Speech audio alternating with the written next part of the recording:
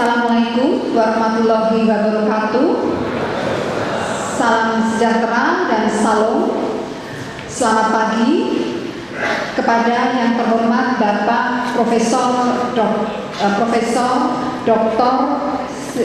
Datuk Sri Tahir MBA. Mohon maaf, Bapak Profesor Dr. Datuk Sri Tahir MBA dan juga seluruh jajarannya, serta yang terhormat Bapak Ketua Majelis Wali Amanah, dan juga di sini Bapak Wakil Rektor, Bapak Dekan, serta Ibu dan Bapak Wakil Dekan, dan tentunya yang saya cintai adik-adik mahasiswa seluruhnya. Dan mohon maaf, ini kemungkinan tidak semua mahasiswa mendapatkan kursi untuk masuk, sehingga kami siapkan kursi di ground floor tadi di Balairu. Di situ kami siapkan layar televisi bagi yang perlu mengikuti.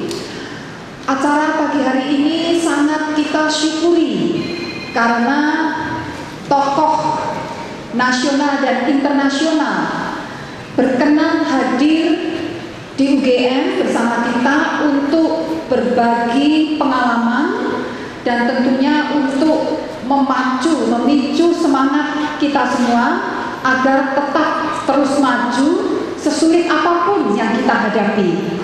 Jadi saya yakin adik-adik sudah mengenal semua Bapak Datuk Sri Tahir, dan yang paling penting karena saat ini UGM sedang mencanangkan semangat socio-entrepreneur bagi kita semua, terutama bagi mahasiswa, agar mahasiswa kita siap menghadapi tantangan 2030. Indonesia dimimpikan menjadi pemimpin dunia.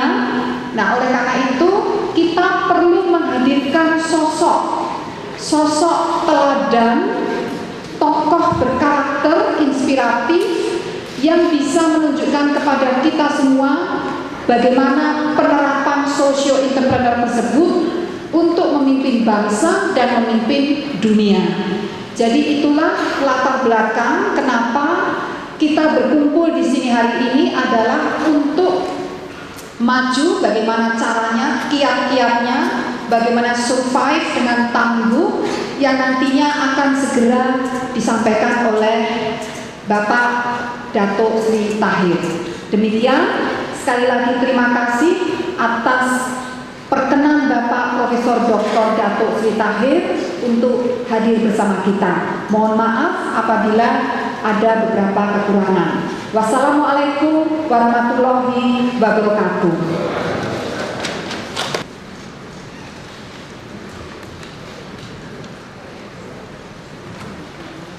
Assalamualaikum warahmatullahi wabarakatuh. Selamat pagi dan salam sejahtera untuk kita semua. Salam. Hari ini adalah hari yang paling berbahagia untuk kita semua bisa berkumpul di ruangan ini. Saya kira mahasiswa sebagian besar baru kali ini masuk ruangan ini. Kelihatan angker ya, tapi sebetulnya bersahabat gitu. Baik, hari ini kita akan mendapatkan ambassador lecture atau public lecture yang akan disampaikan oleh Datuk Sri Profesor Dr. Tahir MBA. Sebelumnya saya ingin membacakan beberapa CV beliau, panjang, tetapi saya bacakan yang jelas. Kalau dari aspek pendidikan, beliau lulus Bachelor in Business di Nanyang University Singapura tahun 76, tahun 87 Master in Business Administration di Golden Gate University, San Francisco, USA. IPK-nya 4,0.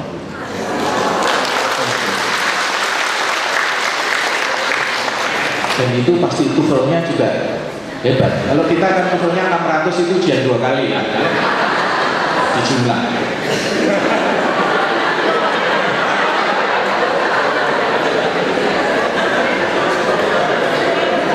Beliau mendapat doktor honoris causa di Universitas 17 Agustus Surabaya.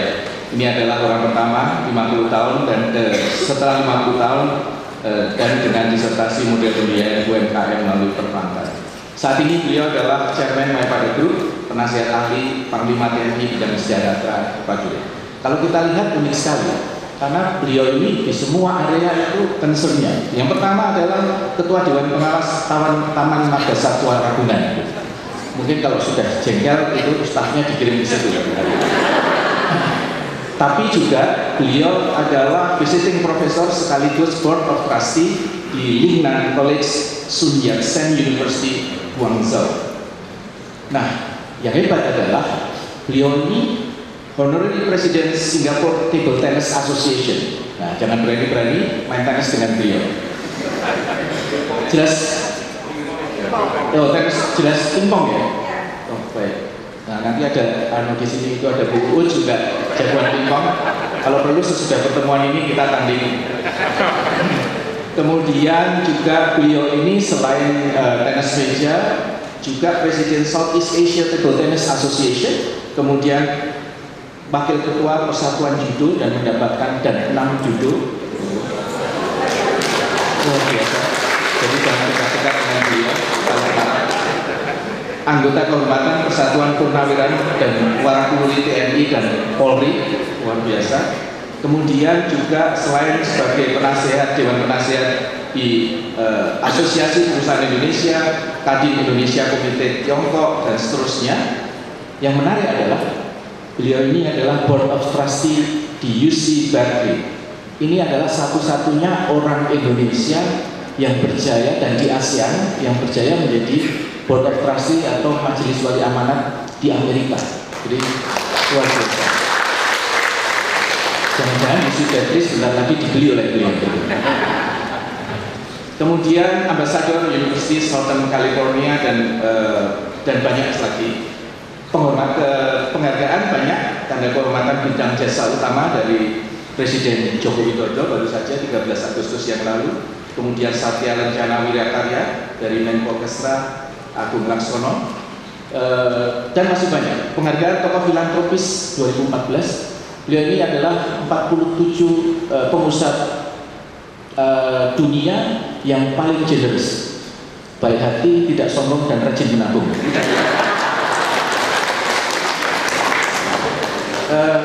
Kemudian 2013 mendapatkan Lifetime Achievement for Business Leadership and Financial Service dari World Chinese Economic Forum yang diserahkan sendiri oleh Tan Sri Muhyiddin Yassin, Wakil Perdana Menteri Malaysia. Menjadi Outstanding Nanyang Alumni Award dari Nanyang Technological University Singapura. Kemudian masih banyak lagi penghargaannya. Entrepreneur of the Year tahun 2011 dan Entrepreneur of the Year dari Ernst & Young maupun All Asian Leader. Nah, beliau black belt tadi sudah saya sebutkan tidak hanya dari judo saja, tetapi karate do. Jadi sudah dibanting, dipukuli gitu mungkin ya. Nah, Bapak Ibu sekalian dan saudara sekalian, itu tadi yang formal. Saya ingin menyentuh yang tidak formal. Yang pertama adalah menarik, beliau ini asli lahir di Surabaya, orang Surabaya. Jadi sama dengan saya. Paling tidak ada samanya kan gitu ya. Ya, gitu. Nah, ini akrab dipanggil Pak Tahir. Boleh saya sampaikan, beliau hebat begini karena dulu adalah anak juragan tukang becak. Tapi tadi hadir menggunakan pesawat jet pribadi. Jadi saudara-saudara jangan pernah bermimpi beli jet pribadi kalau belum pernah jadi anak juragan tukang becak. Yang untuk saya mengharukan itu, beliau ternyata pengen jadi dokter tapi gagal. Jadi saya lebih baik dari beliau sedikit. Karena beliau di dalam bukunya Living Sacrifice itu, menjadi pengusaha sebenarnya bukan cita-cita Pak Tahir saat masih kecil. Impian Pak Tahir sesungguhnya adalah ingin menjadi seorang dokter. Namun hal itu tidak menjadi kenyataan. Berbekal beasiswa, Pak Tahir melanjutkan sekolah bisnis di Nanyang Technological University Singapura. Passion di bidang kesehatan tetap hidup dalam hati seorang Tahir. The power of giving, saling peduli, saling mencintai dan dicintai, mengalirkan kekuatan dalam jiwa Pak Tahir. Terus memberi merupakan sebagian pengejawantahan dari prinsip hidupnya bahwa hidup adalah tanggung jawab. Living sacrifice, menjalani hidup untuk berkorban bagi kebaikan orang banyak dan keluarga. Nah, Pak Tahir ini lahir dari keluarga yang hidupnya sangat keras, bercucuran keringat, dan sekarang yang ada adalah perjalanan panjang dari hal itu. Sedikit saja saya sampaikan, beliau sebagai filantropis membantu hampir 475 miliar untuk sejumlah universitas di Cina, Indonesia, Amerika Serikat, dan Singapura. Dan yang paling luar biasa, beliau menyerahkan 1 triliun untuk AIDS, tuberkulosis, malaria, dan sekarang dengan family planning. Saya kira luar biasa sekali. Di Indonesia ini tidak ada pengusaha yang mampu bersedia mendedikasikan hidupnya untuk bentuk-bentuk kesehatan yang seperti ini. Ada prinsip yang penting yang saya sampaikan dari beliau: jika ingin dihargai orang lain, berjuanglah, bekerja keraslah, mandirilah, jangan bergantung pada orang lain, jangan menadahkan tangan dan menikmati hasil cucuran keringat orang lain. Bangun diri kita, tempa diri kita, dan kembangkan diri kita untuk menjadi manusia yang powerful, paling tidak punya harga diri. Itu yang membuat beliau menjadi manusia yang bermartabat itu jauh lebih penting daripada manusia hebat lainnya. Baik, saya kira kami persilakan Datuk Sri Profesor Dr. Tahir MBA.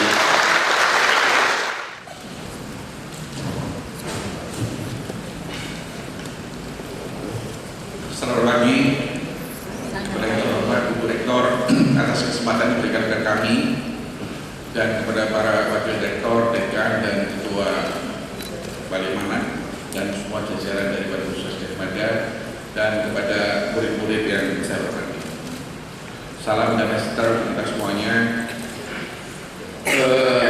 Hari ini mungkin atas persetujuan Ibu Rektor tadi kita atur 45 menit saya bicara sendiri, lalu 4 menit bisa kesempatan kita tanya jawab supaya ada interaksi antara kami dengan para pendengar.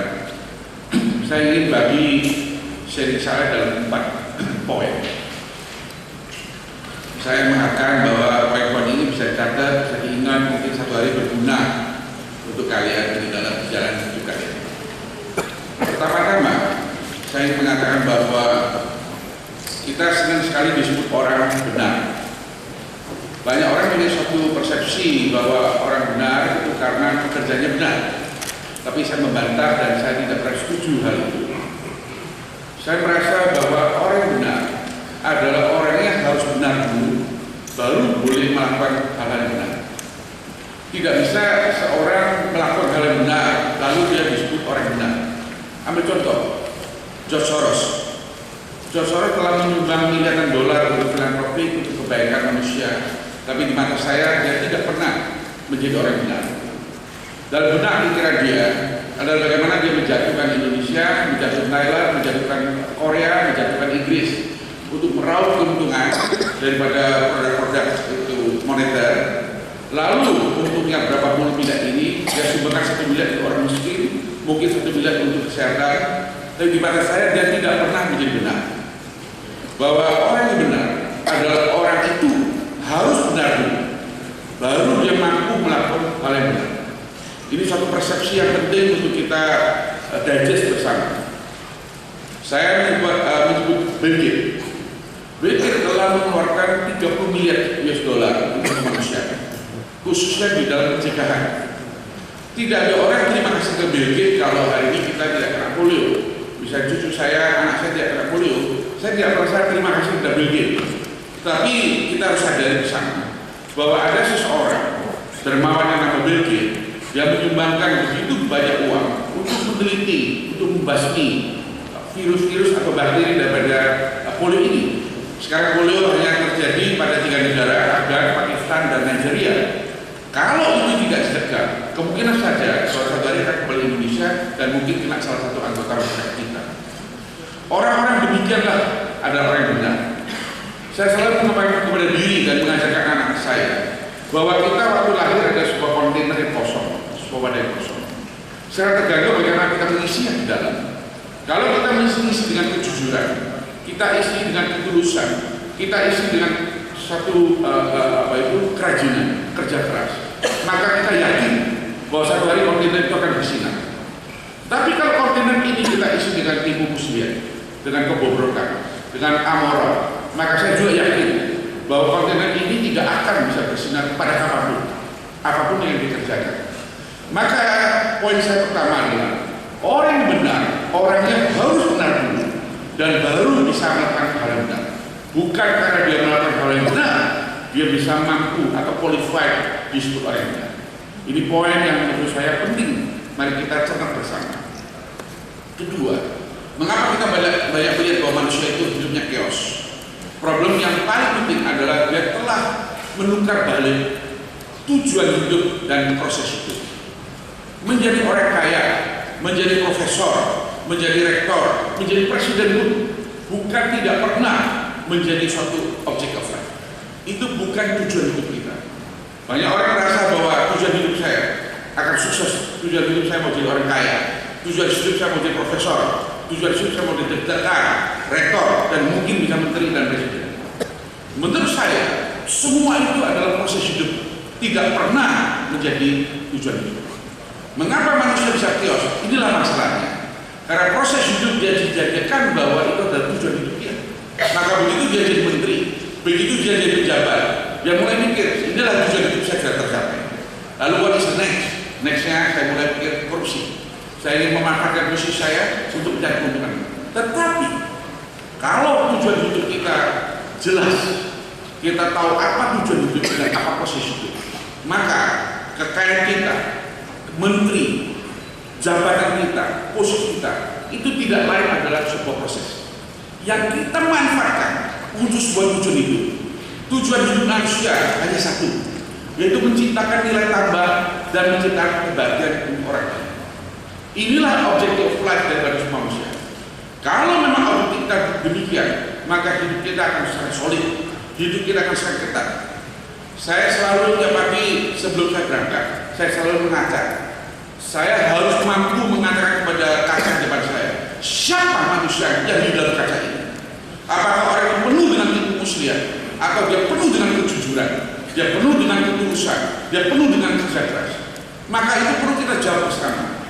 Maka semua yang kita capai dalam hidup ini, itu tidak lain adalah proses, adalah prasarana yang kita manfaatkan untuk sebuah tujuan, menciptakan nilai tambah dan menciptakan kebahagiaan. Mulai dari keluarga kita, anggota kita, keluarga, mulai dari kawan-kawan kita, staf kita. Kalau Tuhan memberikan kita kapasitas, dilebarkan menjadi masyarakat seluas-luasnya, menjadi bangsa, bisa saja menjadi dunia. Kehadiran kita menjadi selalu berkat untuk dunia ini. Itu adalah anak-anak saya sejak kecil. Saya dari kecil dari keluarga yang berat sekali. Tidak lain orang tua saya menerima seorang beca dari orang beca. Saya dibesarkan dalam keadaan itu. Tapi dari kecil saya tidak pernah merasa bahwa hidup saya akan akhir sana. Saya melihat saya adalah sosok yang kebetulan tidak senang dengan orang kaya.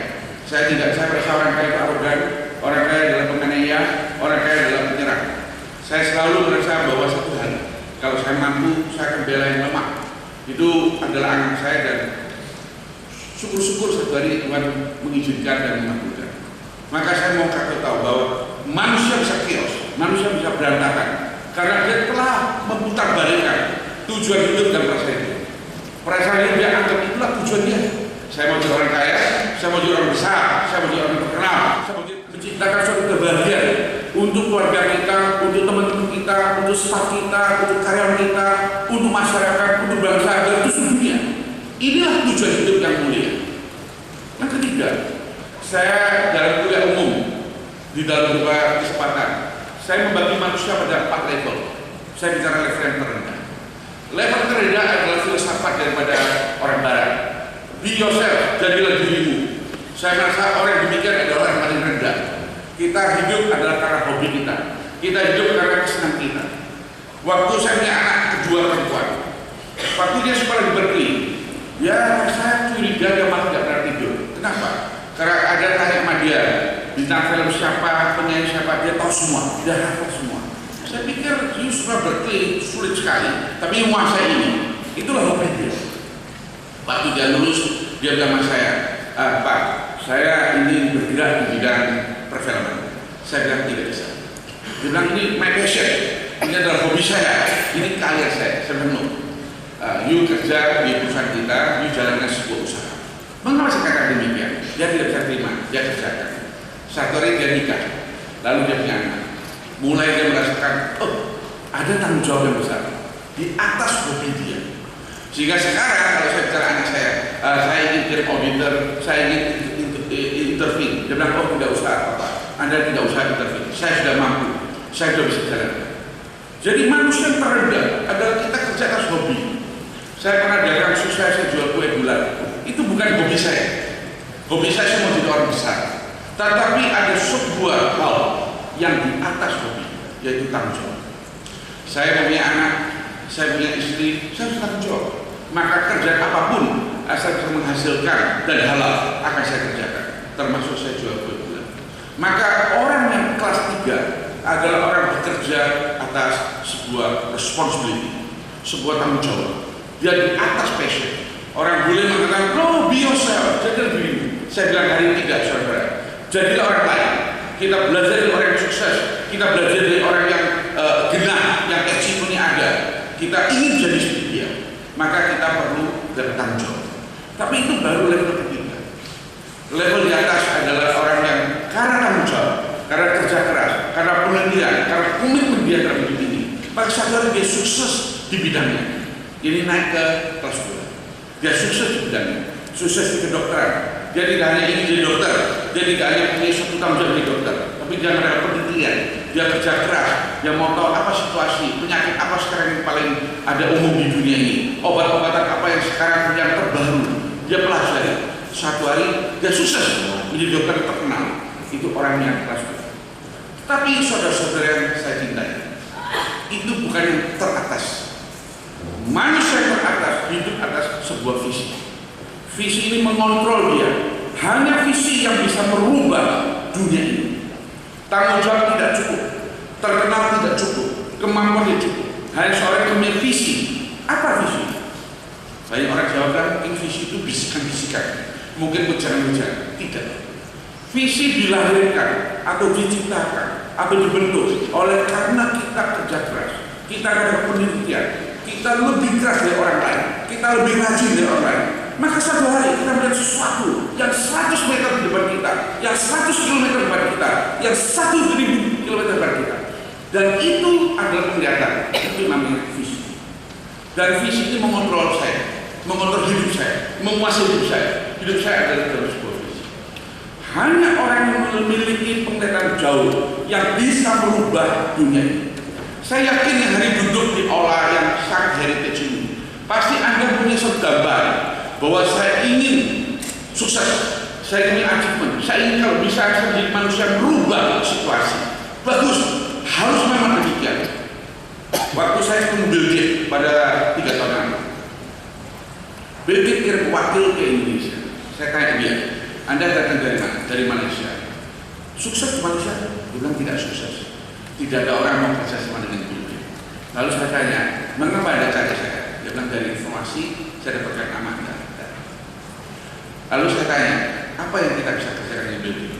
Dia bilang begini, Bill Gates menawarkan, kalau ada putra daerah Indonesia, orang Indonesia yang menyumbang $1, Bill Gates akan ikut $1, jadi $2. Saya tanya, uang ini itu apa? Dia bilang 75% bisa untuk Indonesia, 25% untuk world polio. Saya setuju. Lalu dia tanya saya, Anda presiden yang berapa? Dasar bahasa Inggris saya nggak bagus, Pak. Saya sebenarnya mau ngomong 1 million, Pak. Tapi saya keprojot bukan 100 million. Jadi saya menyesal bahwa waktu muda saya tidak menguasai bahasa Inggris dengan baik.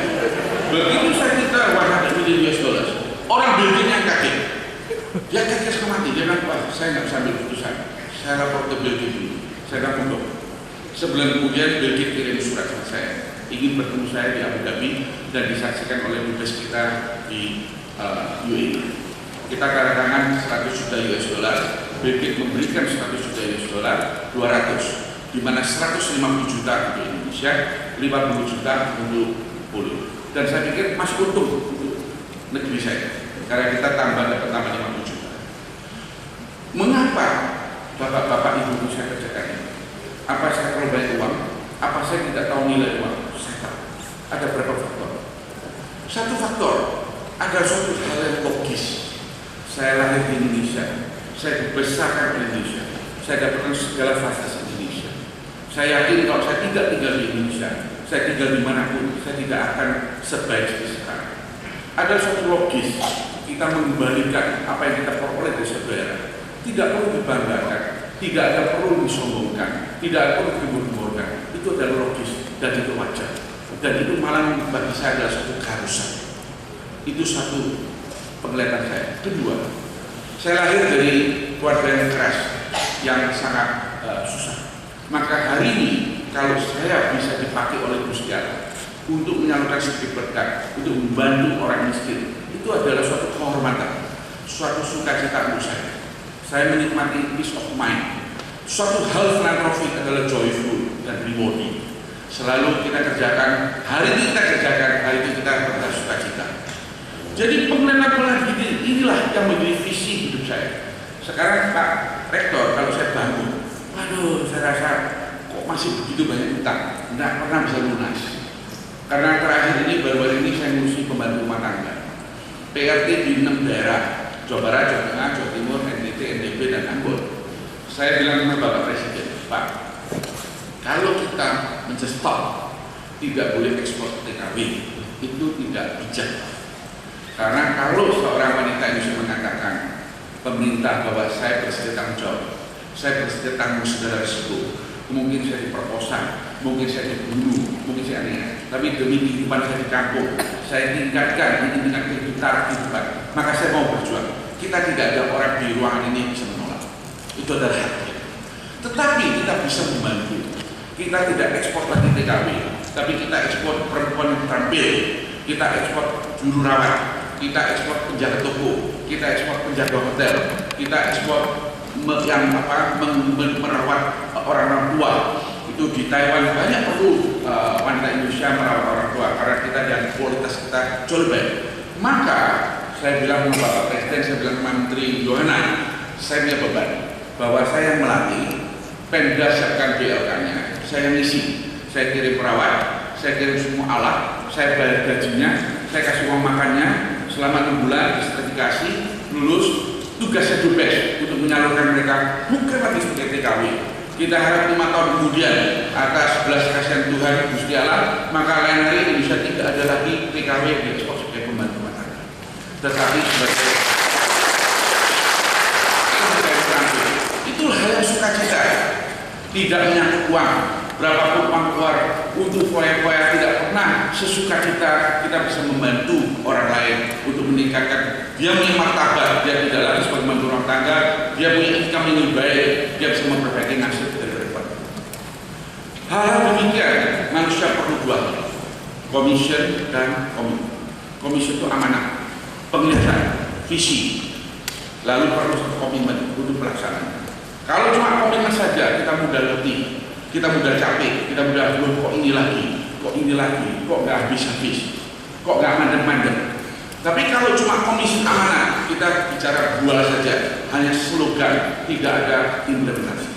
Jadi perlu kombinasi dari 2C, komitmen, penglihatan, amanah, komitmen, pelaksanaan.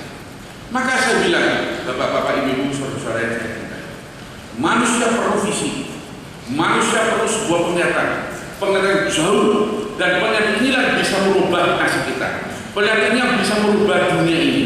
Hanya manusia yang visionary yang bisa merubah dunia. Tidak cukup dengan hobi, tidak cukup dengan tanggung jawab, tidak cukup dengan keterampilan, tapi punya penglihatan jauh.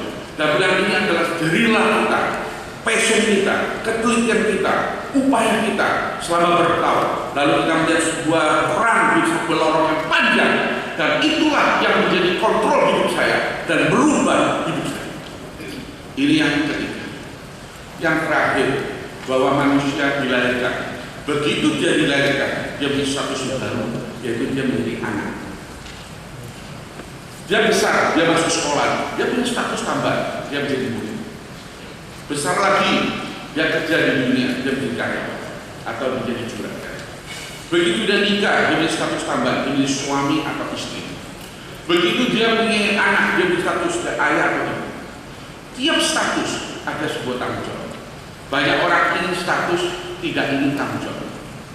Status perlu kita peroleh, perlu kita perjuangkan, tapi jangan lupa selalu status berdampingan, tidak pernah bisa dipisahkan oleh sebuah tanggung.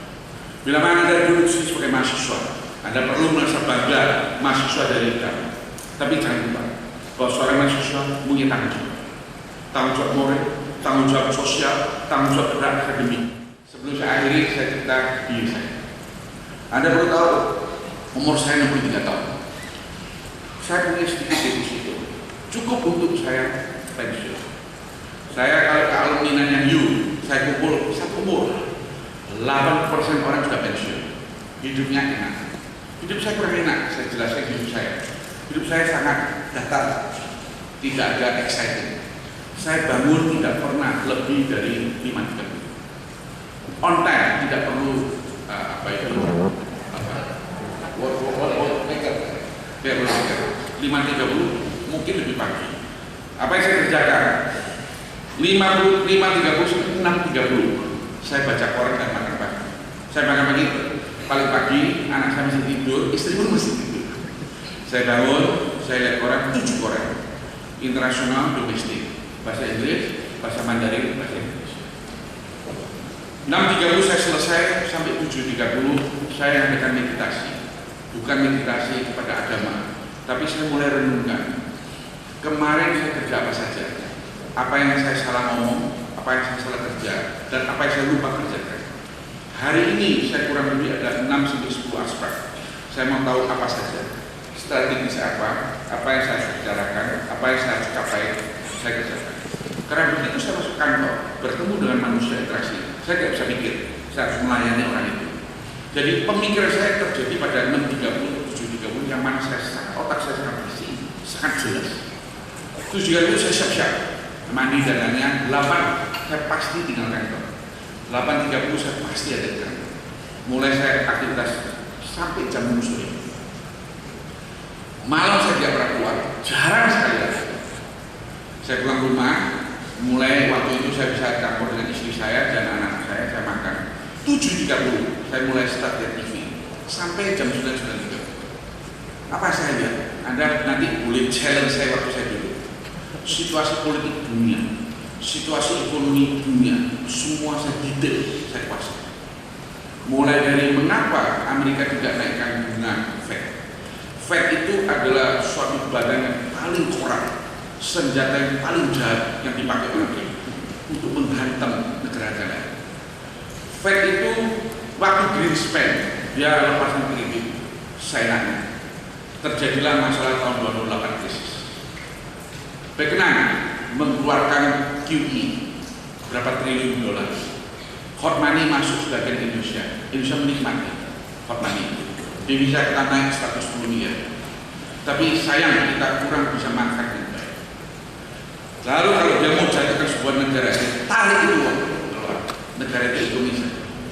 Sekarang sudah longgar, ekonomi Amerika sudah membaik. Sekarang dia mulai mengatakan kalau inflasi sampai 2%, dia akan naik ekonomi. Amerika sukses dalam menurunkan employment rate dari 9% zaman mulai Clinton dan lainnya tidak bisa turun, tapi zaman sekarang turun di bawah 5%. Ekonomi Amerika membaik, tapi Eropa babak belur. Karena mulai dari Iceman, mulai collapse sampai sekarang ke Yunani dan Italia, Spanyol dalam keadaan, Portugal dalam keadaan yang setengah-setengah. Yang paling kuat sementara ini adalah Jerman. Lalu ada satu hal yang ironik. Kita lihat foto seorang anak kecil 3 tahun yang terdampar di pantai. Lalu orang-orang Eropa berlaga, berpura-pura, merasa simpati, kasihan, menangis. Tapi mereka tidak sadar bahwa tiap hari mereka mengebom negara Middle East. Berapa anak kecil yang meninggal, berapa wanita yang tidak berdosa, mereka diambil musik. Karena itu politik mereka. Karena satu anak kecil, mereka berpura-pura simpati, mereka merasa perlu kita membantu. Padahal perang dimulai oleh negara.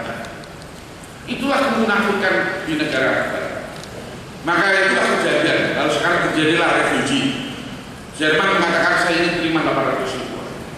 Saya bilang bukan soal terima tidak terima. Itulah tanggung jawab dari Eropa dan mereka start, mereka memulai, maka terjadilah refugee. Refugee itu hasil daripada Arab Spring, refugee hasil daripada Libya dan Syria. yang tadinya semua aman, gara-gara masalah Irak, Kuwait, mulailah keadaan sekarang menjadi malapetaka. Dan Amerika sendiri mengalami kerugian 2 triliun US dollar dikeluarkan, 4.600 orang tentara sudah meninggal, dan berapa juta orang di Timur Tengah yang meninggal tanpa tahu sebabnya dan tanpa tahu kapan. Itulah keadaan geopolitik. Kita masuk ke Asia.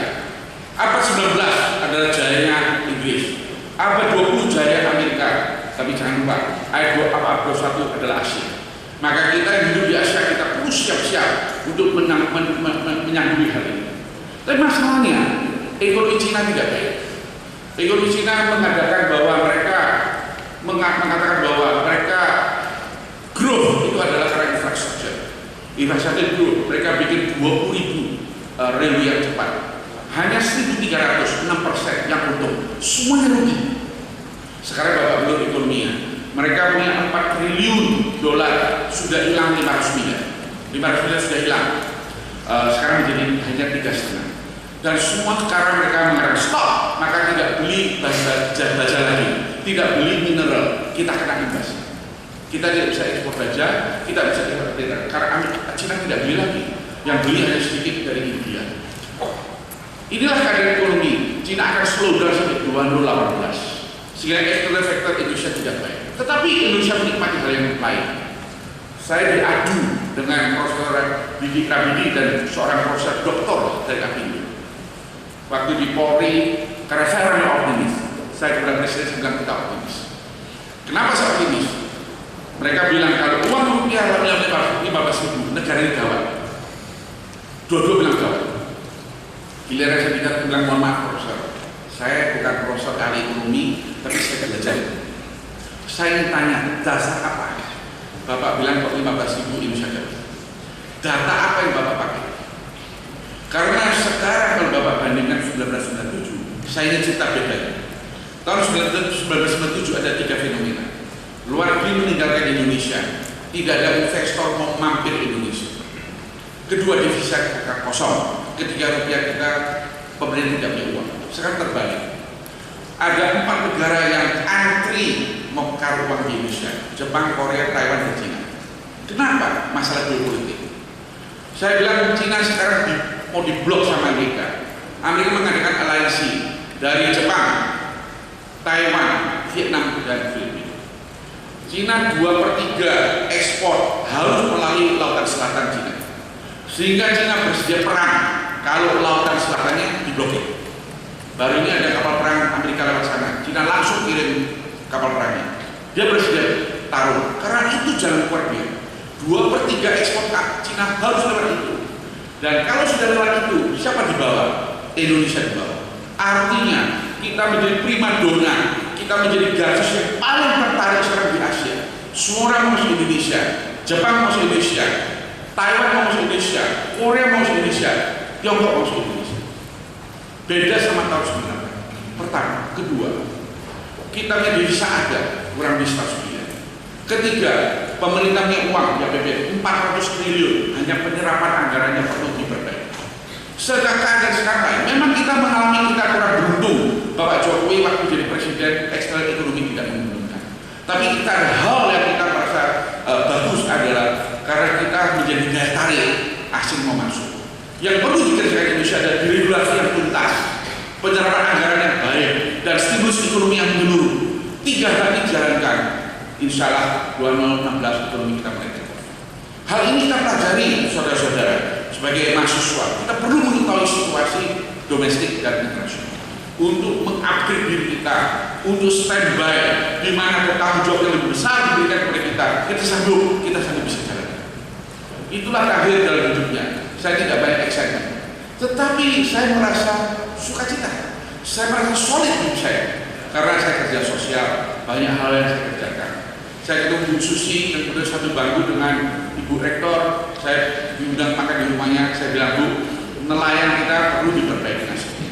Karena nelayan mereka cuma 6 bulan dan setahun yang bisa kotor.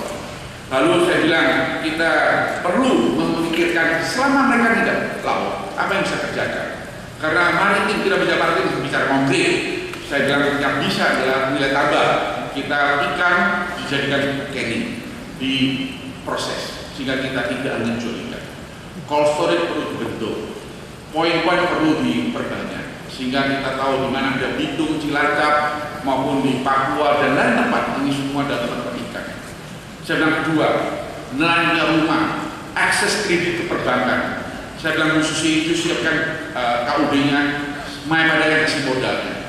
Kita bersedia kasih bunga 9%, Maypada terima 20%, 3%-nya kita tanggung dari tarif foundation. Itulah hal-hal yang tiap hari kita kerjakan. Sukacita kita bisa bertemu anak jalanan, istri saya menjual barang bekas, istri saya bilang orang-orang yang cukup itu, kalian baju dulu kasihkan saya, kalian yang tidak mau pakai sepatunya, dompetnya, bajunya. Malam istri saya kerja jam 1, dia laundrykan barang-barangnya, dia bersihkan, dia packing baik, dia jualan di tokonya, di mana gedung-gedung kita dia bikin toko untuk anak-anak jalanan. Bapak Presiden pernah mengunjungi toko kita. Itulah yang kita kerjakan. Suami istri kita sama-sama sukacita. Kita jarang ketemu di rumah sampai jam setengah, dia udah kerjain saya dari TV. Jadi tidak banyak kita roman. Tapi saya dari kampung sudah tahu. Romantika telah menjadi sebuah hubungan tanggung jawab. Romantika telah menjadi suatu care yang tingkatnya jauh lebih tinggi dari romantika pijisan. Jadi bapak-bapak ibu tahu bahwa bahasa Yunani kuno bahwa cinta itu dibagi 3 hal. Yang paling ke bawah itu adalah erotika, yang cinta karena kebutuhan. Tapi naik ke atas adalah Philadelphia. Suami istri menggunakan yang bagus menggunakan cinta video. Yang tertinggi adalah yang boleh dipakai oleh Tuhan, yaitu agape. Inilah bahasa kuno daripada Greek ancient Greek. Maka Bu Rektor, mungkin saya berdiri di sini, saya kalau diberikan saya duduk, saya menanggapi tanya jawab aja. Setuju Pak Rektor? Setuju ya? Sekian terima kasih atas kesempatan yang saya